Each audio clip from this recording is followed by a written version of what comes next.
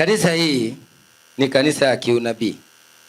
Maana yake kufungua mambo ilifichwa yote. Bwana Yesu asifiwe. Dada huyu mnaona anasimama, tulikuwa na yeye juzi. Nikamwambia hawezi barikiwa. Hata atembee kwa manabii Nairobi yote paka Kangwale paka kila mahali, hawezi fanya nini? Kubarikiwa. Kwa sababu iko kitu ndani yake.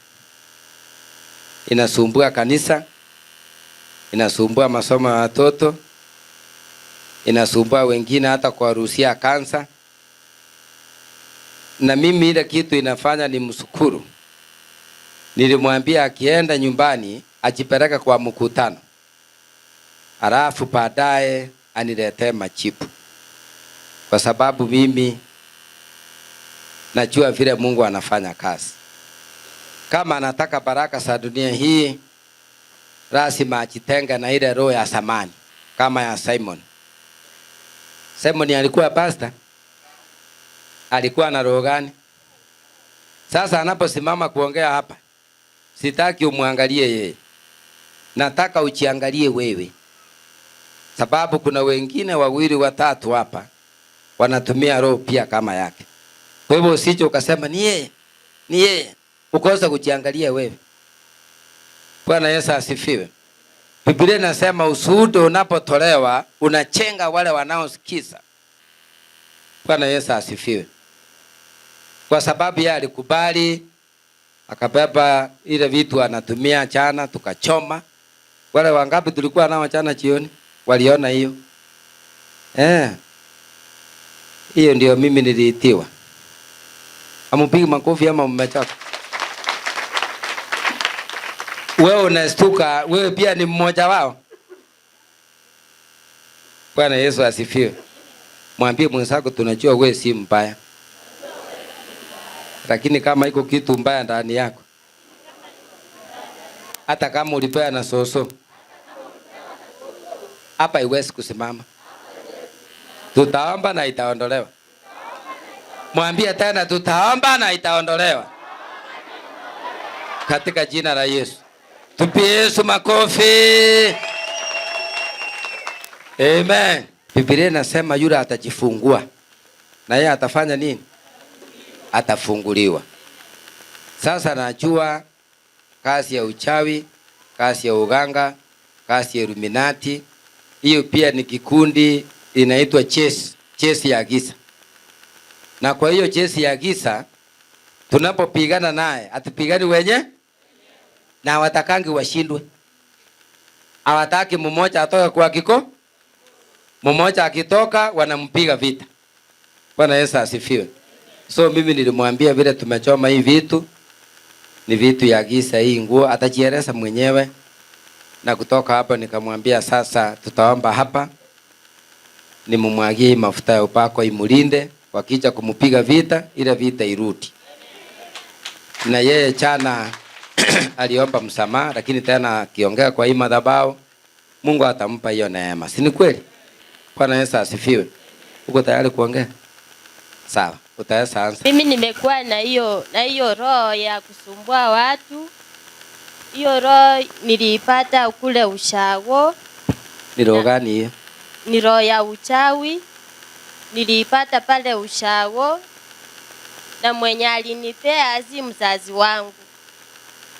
So hiyo roho nilipoenda pale Ushago nikarudi kwangu, mimi nimeoleka, niko na watoto wawili.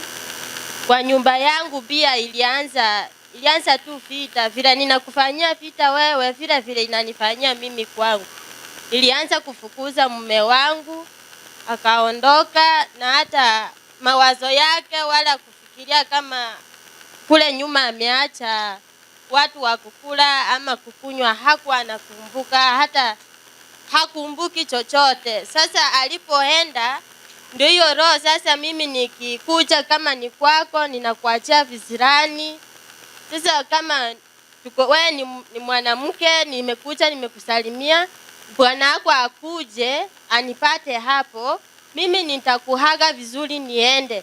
Lakini hapa katikati hamuelewani, ninakuachia kisirani. Hiyo ni kitu moja. Nilipata hiyo roho inasumbua watu. Na hiyo roho na kuna nguo nilikuwa nafaa. Nguo inakaa black hivi, huku inafunguka, na ni nguo ya black, na hiyo nguo ni mimi nilinunua jinsi ambavyo iliandikwa hapo. Sielewi, lakini kwa kiroho ilijulikana kama ilikuwa na hiyo ushetani. Sasa haina wakati ninaifaa, yani haina maagizo yoyote, iniambii leo faa hii nguo ama nini. Nilikuwa nimeivaa kama ni miezi 2 ipitayo, lakini hiyo roho itanisumbua hivyo, na hivyo ndio ninasumbua hata wewe. Sasa nikikupata ukiwa mnono vizuri, uko sawa na sura yako. Sasa kama wewe ni mnono, nasema huyu atapata ugonjwa ya kansa. Sasa hiyo hunono, nasema ni ugonjwa. Na hiyo kitu inasema ndani yangu, si eti ninakwambia wewe uisikie, hapana. Ndani hiyo roho inani command. It gives me commands. Sasa nikipata wewe umeoga vizuri na uko na sura tu yenye inafutia, ninakutazama na unaenda unatokea vitu mbaya uso, watu unashtuka. Hizi vitu nimetoa wapi? Na mimi hata hatujuani na wewe, wala si lazima tujuane na wewe, wala si lazima unijue, hapana.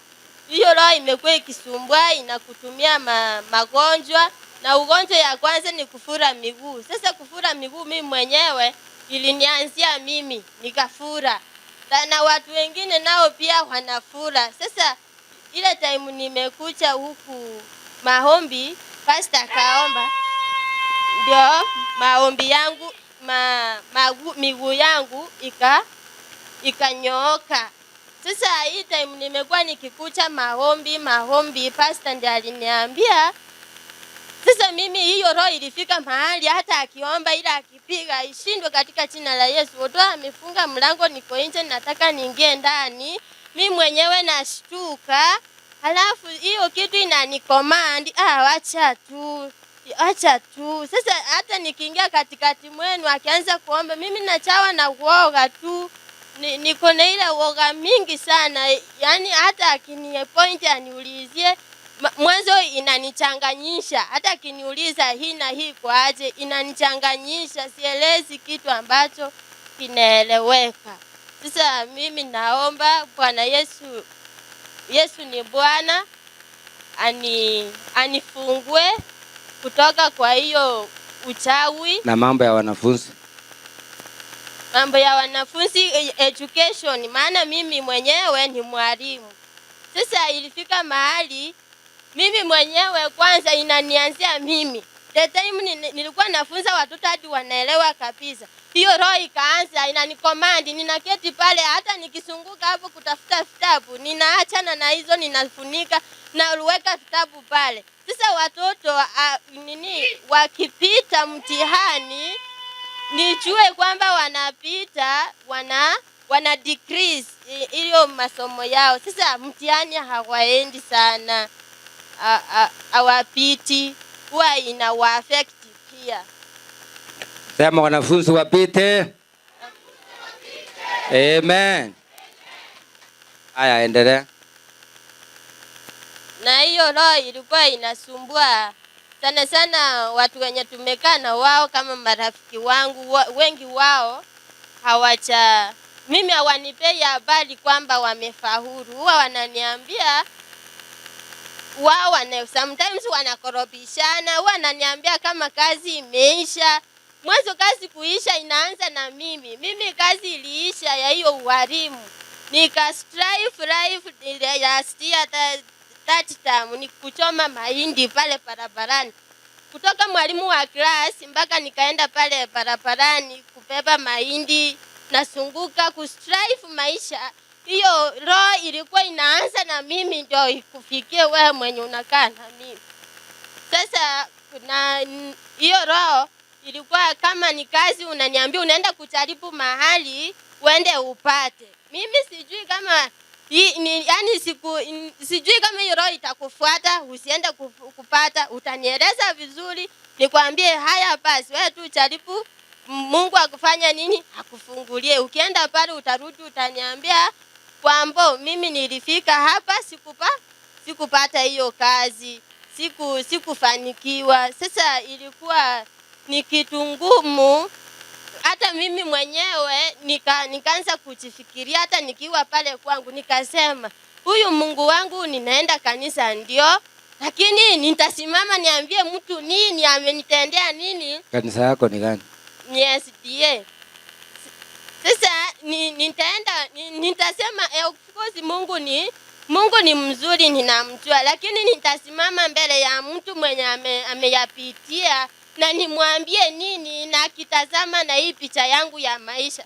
So lazima hiyo roho ilikuwa ina make sure maisha ya ndoa yangu, maisha yangu imefirizika, imepararara, ndio hao watu wenye wanakuja kunishika mkono, kunisaidia, hata wao wanaenda tu na visirani hizo tu.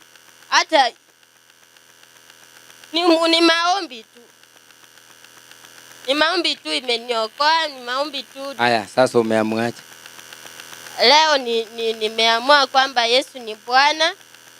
Bibi Yesu makofi.